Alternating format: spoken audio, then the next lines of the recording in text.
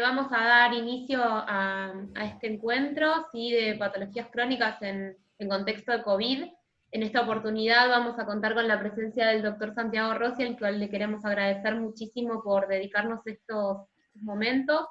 El doctor Santiago Rossi es el director del Centro de Diagnóstico Rossi, además es el jefe de imágenes de mi hospital, del Hospital Cetrángolo.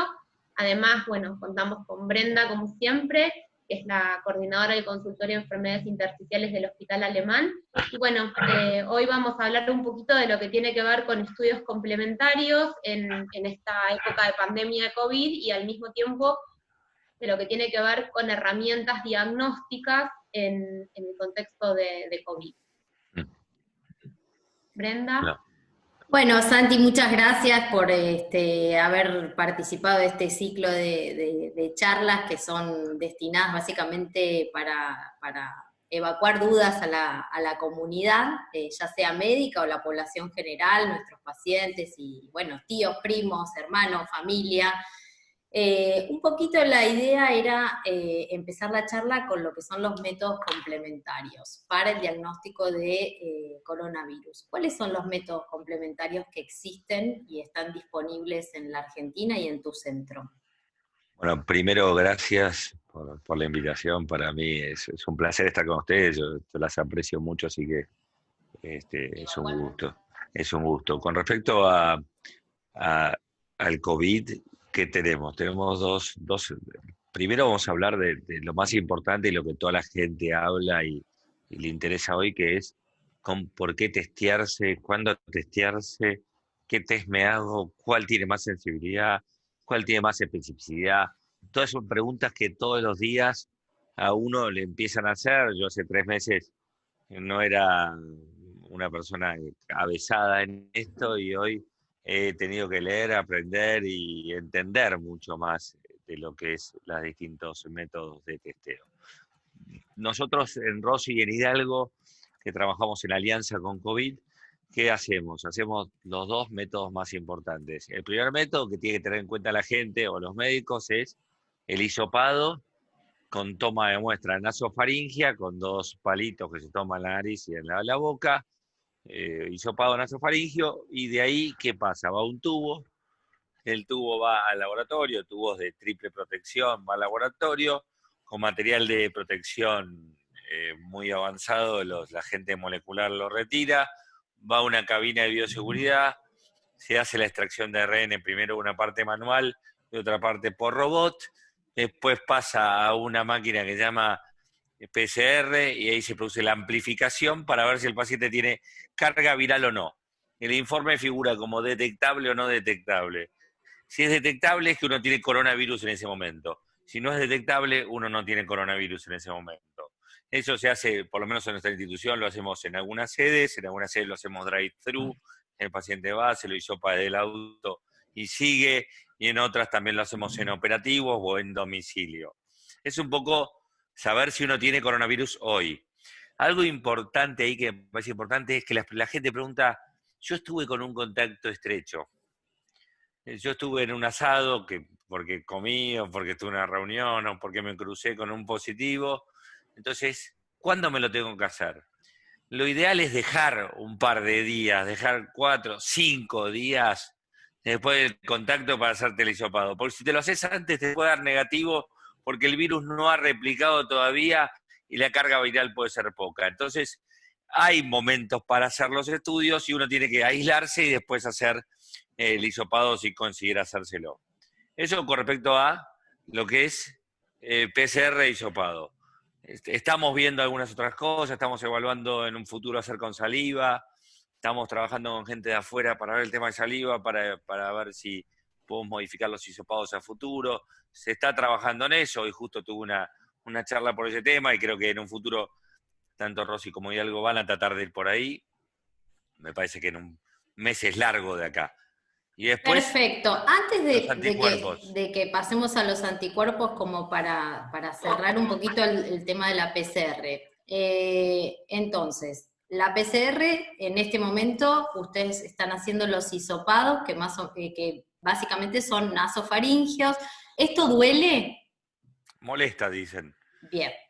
Yo particularmente, para que sepan, no me lo he hecho, no he estado en contacto de riesgo, no me lo he hecho todavía, Bien. seguramente en algún momento me lo haga. Hay gente que dice que no le molesta, hay gente que dice que le pica o le genera como un lagrimeo, como una emoción de lágrimas, pero, a ver, no es un método cruento ni mucho menos, es una pequeña molestia que después está de mucho rédito porque te dice si vos tenés o no tenés, ¿no? Perfecto, entonces como para cerrar con el tema de la PCR es muy importante saber que existen lo que son los falsos negativos, o sea que hay pacientes que por ahí tienen coronavirus, pero simplemente que no están en una fase en donde la prueba permita detectarlo, que lo ideal sería a partir, como dice Santiago, del día 6 o 7, porque bueno, existen diferentes fases dentro de lo que es la enfermedad. No sería ideal en pacientes que están asintomáticos ni tampoco en el diagnóstico muy precoz. ¿Está bien? Así Sí, a ver, para... con respecto al asintomático, yo creo que depende un poco de la política de cada país. Hay países donde se fue a testear porque tienen más capacidad de testeo, van a testear asintomáticos en búsqueda del caso y en búsqueda de testear y aislar. Que, que no me parece una mala acción si no tiene los recursos para hacerlo. Una cosa importante que me parece que también muchas veces pasa y una pregunta es, ¿y el hisopado? Y si el hisopado te lo hace cualquiera, tenés un problema. O sea, la gente que hisopa tiene que estar capacitada y bien preparada, porque si vos partís de una muestra que es mala, es muy difícil que el resultado sea bueno.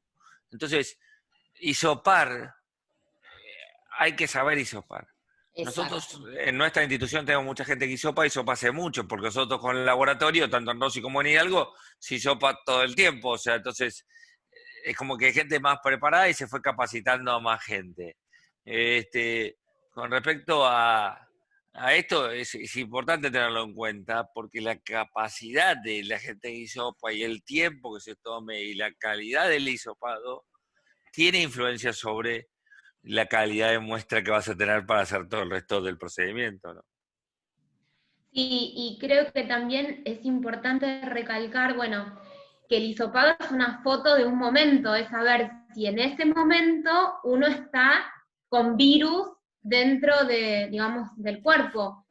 Pero no significa que si una persona se hisopó en un momento y no cumplió con la cuarentena o ha tenido contacto o ha tenido posibilidades de tener la enfermedad, después no la pueda llegar a tener. Eso creo que es importante. No habla de un estado inmunológico, sino que habla de que hay virus, que hay posibilidad de replicación viral. Claramente, habla de una foto, un momento. Vos estás midiendo un par de días para atrás del día que te hisopaste. Entonces, vos estás midiendo un par de días para atrás dependiendo de la carga viral. Otra cosa importante que seguramente ustedes lo conocen por ser neumonólogas es, dependiendo de si el paciente tiene una carga viral leve, una carga viral más alta. Y por eso también hay gente que le pasa que se ha hisopado y después se vuelve a hisopar y se vuelve a hisopar, y hay gente que ha tenido positividad en sus PCRs hasta más de 30 días, Exacto. y eso todavía no lo terminamos de entender el por qué, pero pasa. Exacto. No, no es lo más común, por supuesto, pero ha pasado. Y eso es importante también para que la gente no se asuste. Hoy Cava, ¿qué hace? Cava decidió que en pacientes leves o asintomáticos, después de 14 días de la PCR, da sondado de alta. Antes se consideraba que había que hacer una segunda PCR, hoy no. Por lo menos en los muy leves y en los asintomáticos, ¿no? Exacto. Provincia está ahí, creo que es 12, fue muy parecido hoy el protocolo de los dos.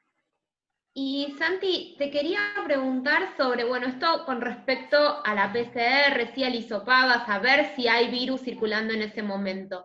¿Qué pasa con los anticuerpos? ¿Sí? Los estudios que se hacen en sangre y qué información nos dan y cómo se realizan. Los anticuerpos es algo más amplio. Tenés dos tipos de anticuerpos, dos tipos, el M y el G, lo que uno mide, el temprano y el tardío.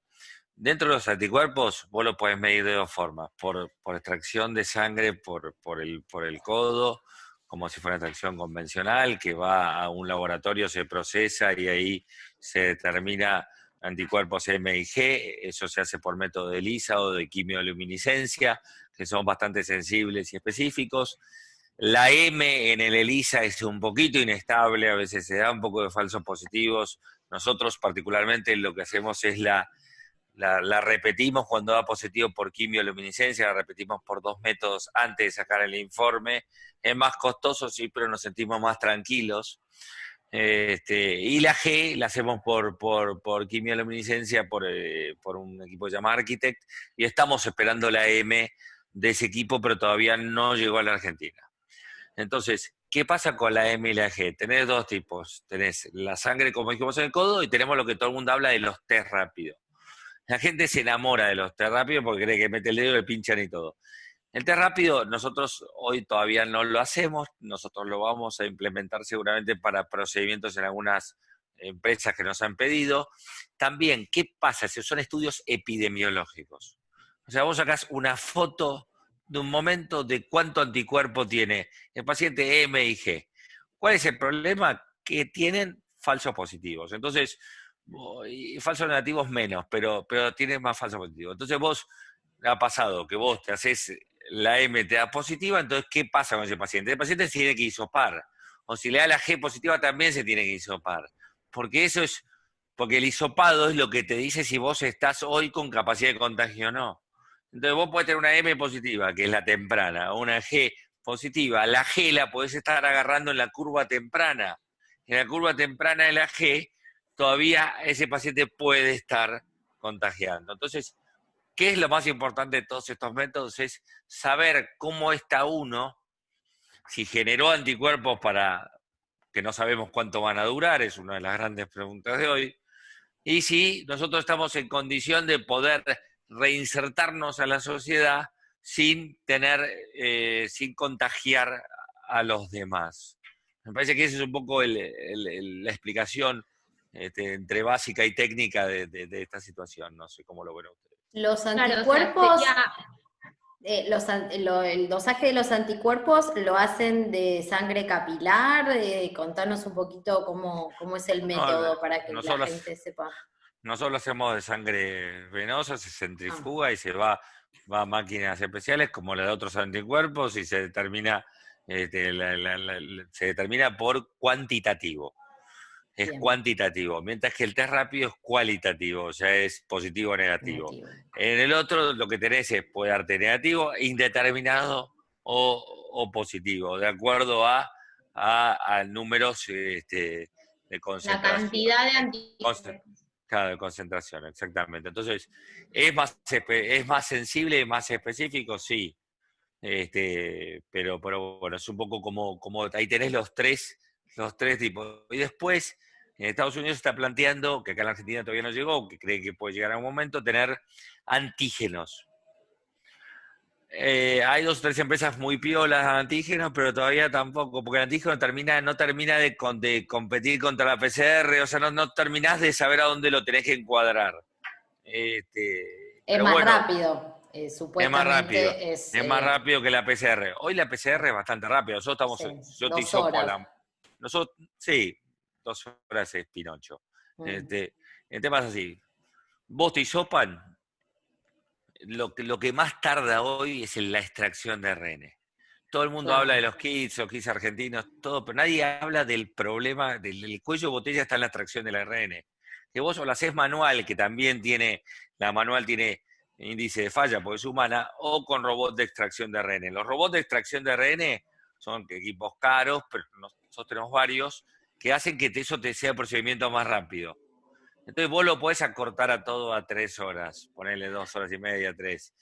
Pero, o sea, hay que ir a un laboratorio para ver lo que es la tensión y lo que es la presión de los tiempos y todo, para que esté todo muy aceitado y con normas de bioseguridad tremendas. Entonces, la extracción de ARN es un cuello de botella, porque todo el mundo habla de los kits, que no hay kits, pero tampoco en un momento había kits de extracción de ARN. Entonces, ahí está el problema. Primero tenés que extraer el ARN para después amplificarlo. Si vos no lo extraes, no lo amplificás. Entonces, es todo un procedimiento que es importante a tener en cuenta, sobre todo en el coronavirus, ¿no? O sea que, como para tener en cuenta, si una persona se hace un hisopado para buscar PCR, para saber si contagia, el resultado puede estar en el día, pero si uno busca anticuerpos en sangre, va a tardar un poquito más. Sí, Más o menos, como para saber. nosotros estamos entregando hoy a 24 horas, o sea, hoy sí sopa, mañana entregamos, hoy. PCR, la M generalmente tarda, nos damos 48, 72, porque no tiene tanta capacidad todavía, y la G la estamos teniendo en el día, o al otro día, pero generalmente nosotros decimos 24, 36, porque también a veces hay que hacer un control, tirarla de vuelta, o sea, para estar más seguros que el resultado va a ser un resultado serio y que le va a dar a la persona seguridad para poder andar tranquilo por la calle o para decidir aislarse o tomar conducta con el médico que la trate, ¿no?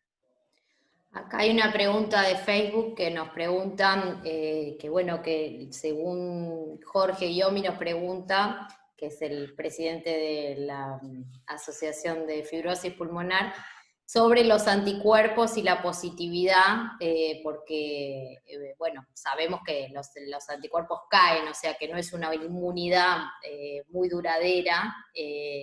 ¿Qué sabes de eso, Santi? Más o menos No, a ver, por lo que yo estuve leyendo, pero yo estuve charlando de eso, todavía no está tan claro. Hay gente que le dura más, otra que le dura menos.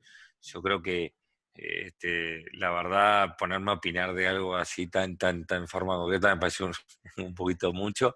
Lo que Tampoco sí, sabemos cuánto van a durar tampoco, porque claro, la claro, enfermedad es lleva muy 6 meses. corta, es muy corta y que yo ayer cuando leía las noticias de las vacunas y cómo vienen avanzando y cómo están generando anticuerpos, creo que eso sí realmente son noticias alentadoras, del punto de vista, sobre todo de tratar de volver a una vida un tanto más normal de la que tenemos, que creo que tiene un impacto psicológico muy grande, que es algo que a mí me preocupa mucho, más allá del impacto que vamos a tener a nivel sociedad y recuperar el estado que teníamos antes, ¿no? Pero bueno, la verdad no tengo una respuesta concreta, yo leo igual que todos, no tengo...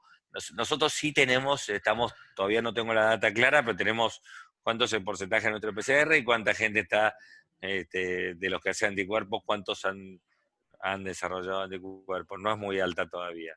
Estaba en un 4, en un 5 la G, en un momento, pero nosotros teníamos una población muy sesgada, porque muchos habían viajado, y muchos habían estado en contacto, pero y de PCR estábamos en una positividad en un 15 más o menos.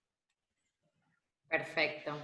Bien, entonces, un poco como ya cerrando este tema y empezando a hablar de la segunda parte del encuentro, en donde quisiera conocer un poquito el tema de las herramientas diagnósticas en este momento, o sea, separar lo que tiene que ver con los estudios complementarios involucrados en un chequeo médico, o sea, los chequeos ginecológicos, los chequeos anuales, qué hacer ahora en este momento de pandemia, y por el otro lado, qué tengo que hacer si tengo una patología crónica y tengo que hacerme los estudios complementarios a ese respecto, y si hay ciertas precauciones que uno tenga que tener en cuenta. Perfecto. Antes de eso, dos cosas, tanto la radiografía como la tomografía en el pulmón, que es un poco donde yo tengo mayor conocimiento, podemos decir así, son dos herramientas útiles complementarias en el COVID. Que no quiere decir que sean gold standard, son herramientas útiles en el manejo de los pacientes. Creo que en algunos lugares se sobreutilizan y me parece que es importante con respecto a eso. Para mí, la tomografía o la radiografía tiene una indicación para saber cómo está el parénquima pulmonar, y sobre todo tiene una indicación para ver evolución ante pacientes que hay una disociación clínica imagenológica o que hay una progresión de su estatus clínico y uno quiere ver cómo está a nivel anatómico el parénquima pulmonar. Nosotros estamos empezando a ver radiografías, ayer vimos un par de pacientes ya negativizados y hay algunos que siguen teniendo imágenes y otros que no, o sea, depende, si es muy leve tiende a haber resolución y otros tienden a tener imágenes residuales mucho de vidrio esmerilado, como si fuera un deslustrado, porque muchas veces lo que se plantea es que tiene dos fases, un par de fases el COVID. El COVID puede tener vidrio esmerilado al inicio y vidrio esmerilado en la resolución. Y es un poco lo que nos pasaba en el H1N1, que cuando tenían la resolución terminabas a veces viendo como si fueran áreas de organización que van resolviendo y dejando como cierta alteración residual. Yo no he visto lo que mucha gente quiere ver, enfermedades fibrosantes del pulmón post-COVID todavía. Yo lo que creo que va a haber, por mi conocimiento, es que los pacientes que estuvieron estresados sí van a tener alteraciones del pulmón, del parénquima pulmonar. En los que no estuvieron estresados, yo creo que va a tender a retener resolución, que no sé cómo va a terminar sus funcionales, eso ahí ya no sé. Pero a nivel de imagen me parece que va a tener que resolver. Te hago una pregunta, Santi, con respecto a eso. Ahora, digamos que hay más circulación viral, antes los primeros casos eran exportados de Europa, de Estados Unidos, pero ahora hay más circulación comunitaria. ¿Vos viste que hayan cambiado las radiografías de los pacientes? Al principio, digamos, que eran todos como más leves y ahora con la circulación comunitaria se ven como más consolidaciones o más formas moderadas. Yo no sé si eran más leves. Yo lo que creo es que teníamos menos cantidad. Entonces nosotros veíamos, Regina, pero nosotros, por ejemplo, yo tengo una charla que la semana que viene, que la voy a dar el martes, que la hago la doy basada en casos, y se veían leves y se veían formas graves. El tema es que no tenías tanta patología. Hoy en cualquier lugar ve muchos estudios de coronavirus y he visto neumotórax, he visto otras alteraciones, o sea, se ve. Generalmente tienen comorbilidades, la obesidad es una comorbilidad que uno ve importante y la diabetes y la edad también. En los pacientes más jóvenes tienden a resolver lo que uno vio, por lo menos lo que uno vio.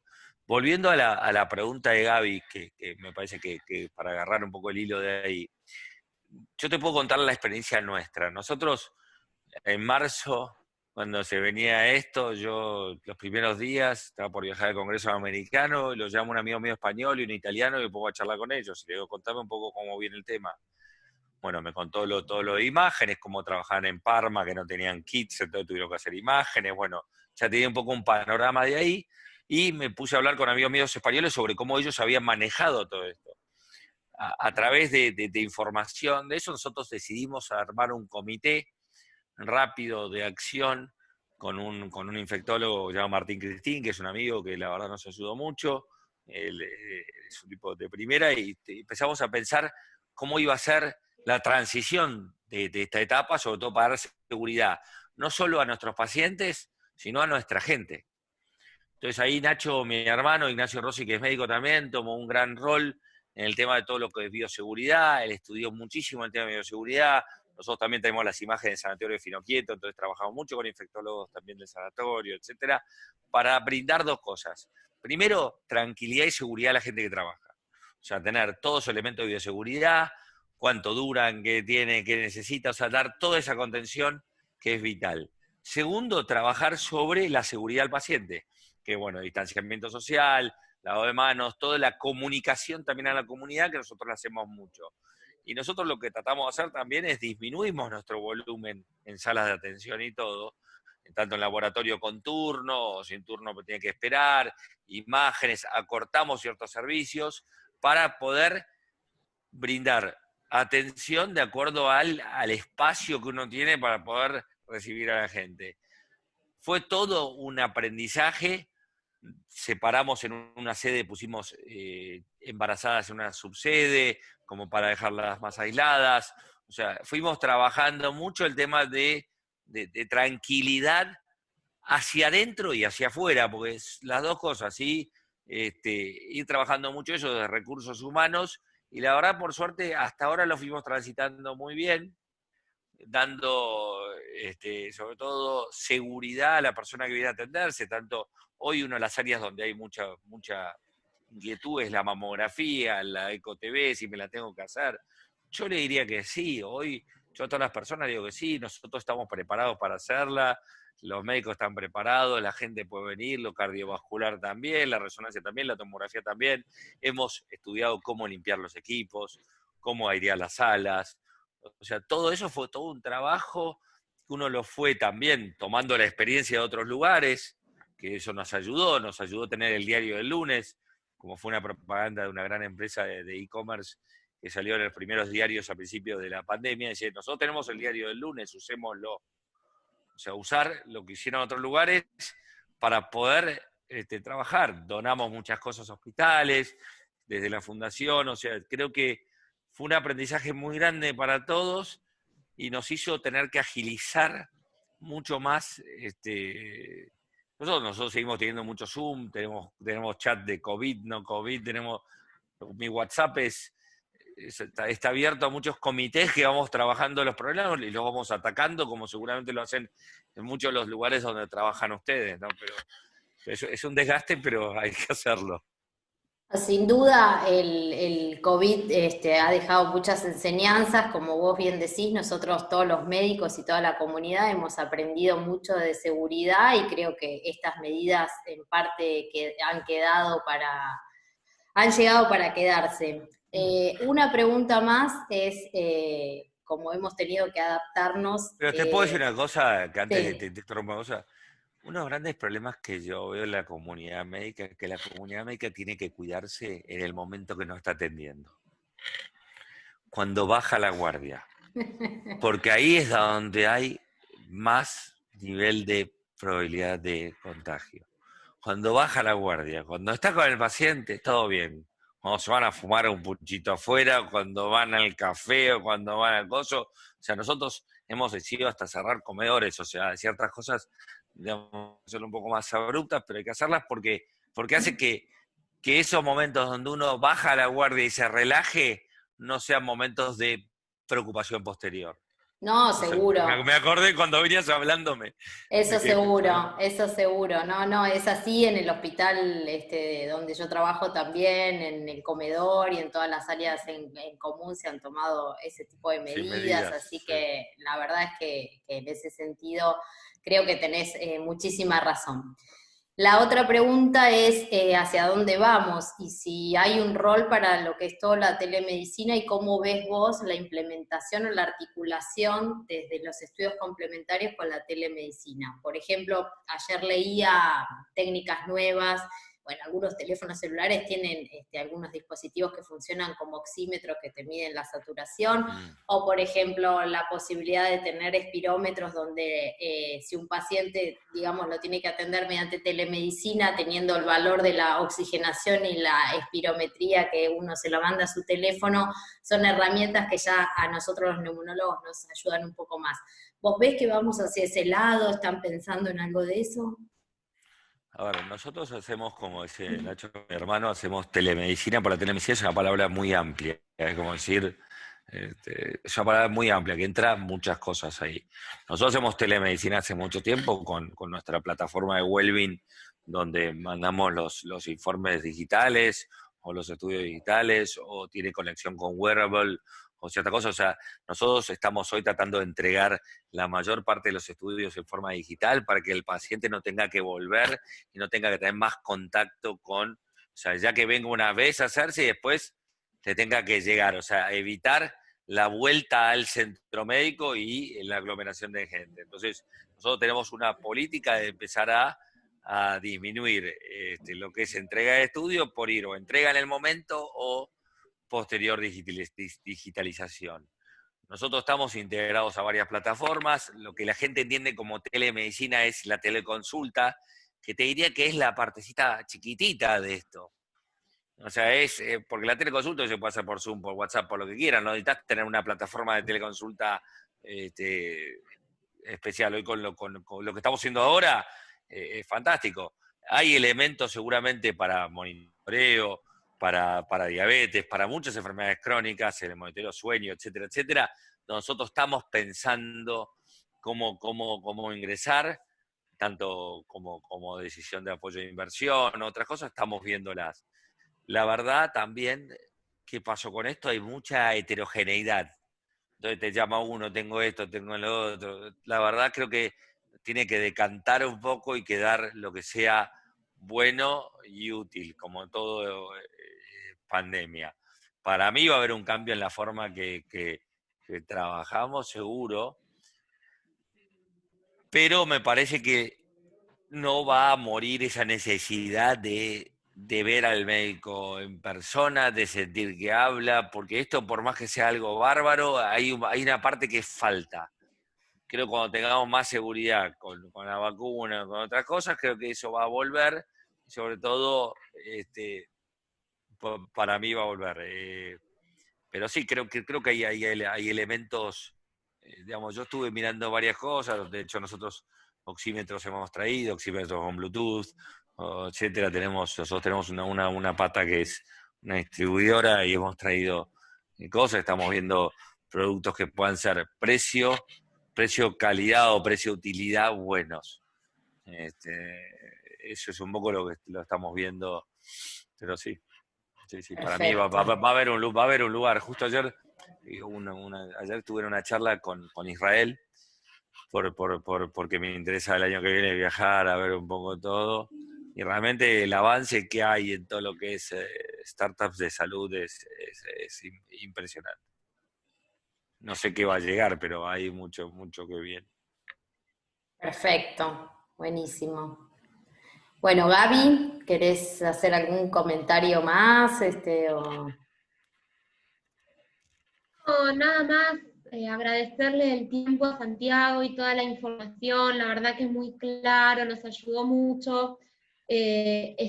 Son difíciles, es difícil entender la de PCR, los anticuerpos, contagio, no contagio, tengo defensa.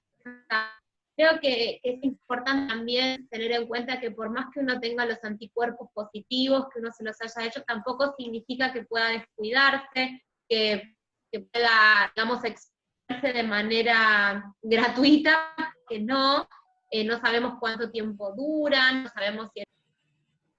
Uy, se nos fue Gaby. Se nos fue Gaby. La veníamos perdiendo y Sí, se sí, nos sí, fue. de a poquito. Bueno, Pero no, pero... para mí lo que decía Gaby que es importante es, sobre todo en el tema de anticuerpos y de todo esto, ahí volvió Gaby. Todo lo que está diciendo Gaby es... Ahí está. Sí, te nos fuiste. No, el tema de los anticuerpos, como decías vos, Gaby, yo creo que vamos a saber de acá a un tiempo un poco tomamos más información de los anticuerpos, pero yo creo que es algo importante que en algún momento nosotros tenemos que perder el miedo también como sociedad y dar un paso a empoderarnos, como ayer escuchaba a cierta gente en televisión anoche, empoderar a la sociedad y que la sociedad tenga que tener responsabilidad sobre sus actos. O sea, yo entiendo la cuarentena y me parece un método muy bueno, pero la sociedad tiene que empezar a tener, que yo veo a alguien en un lugar sin barbijo y es un lugar con más de tantas personas, y decirle, mira, con respeto, mira, salí, che, o sea, empezar a cuidarnos entre nosotros, y creo que es algo importante, pues si no, en un momento tenemos que salir. O sea, no podemos seguir esperando que alguien decida cuándo tenemos nosotros que empezar a tener cierto grado de nueva normalidad. Eso me parece que es vital como sociedad. Yo creo que es muy importante y de hecho es lo que pasó en otros países con los contagios y las cuarentenas. Me parece que las sociedades en donde son responsables, tipo Singapur, donde tienen conciencia, donde, bueno, a nadie se le ocurre salir sin barbijo o no respetar el distanciamiento social, han tenido éxito por eso, porque la sociedad es como dice Santiago, se responsabiliza de lo que hay que hacer. Así que bueno, a mí particularmente yo te quiero agradecer un montón, me parece que es una charla que nosotros con Gaby queríamos hacer hace mucho, porque hace mucho que venimos escuchando sobre los métodos diagnósticos y la verdad es que tu exposición fue clarísima y también el transmitirle a la sociedad el mensaje y la tranquilidad de que bueno, si hay que hacerse un estudio complementario,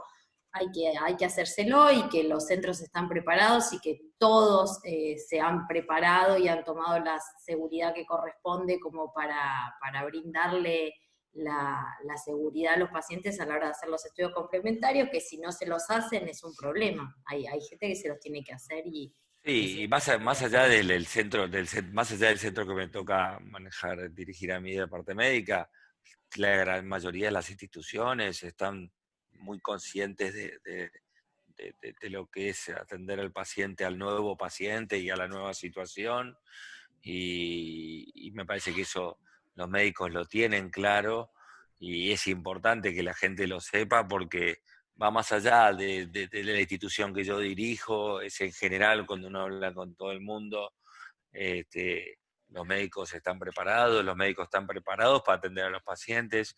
Hay muchas patologías que si no se les empieza a dar importancia, vamos a tener un residual importante a futuro, las colonoscopías, la mama, lo cardiológico, lo oncológico. O sea, son enfermedades muy prevalentes que si no las atendemos, en algún momento vamos a tener un residual importante y con un gran impacto a nivel sanitario también, ¿no? Impacto negativo, tal cual. Sí, sí. Claramente. Pero bueno. Bueno, entonces... Ustedes dirán, yo estoy para lo que necesiten. No, te agradecemos mucho y ya te liberamos, ¿sí? Muchísimas gracias. No sé, Bren, si querés hacer algún otro comentario, Nada. Pero si no, más que agradecerte muchísimo, Santiago, porque sabemos que estás en un montón de cosas, muy ocupado, y hacerte un ratito para nosotras, la verdad que vale un montón. Muchísimas gracias, Brenda, sí, por todo, y muchísimas gracias a aquellas personas que les interesa este espacio y que quieren escucharlo. Así que bueno, sí, gracias. Primero les agradezco a ustedes dos porque sé que esto hay que organizarlo, tienen que dedicarle tiempo, y yo tengo un aprecio personal y saben que cada vez que me llaman yo estoy, o sea, yo de alguna forma u otra me hago de los tiempos, que no sé si es bueno o malo, pero bueno, pero eso es una discusión para mi psicólogo.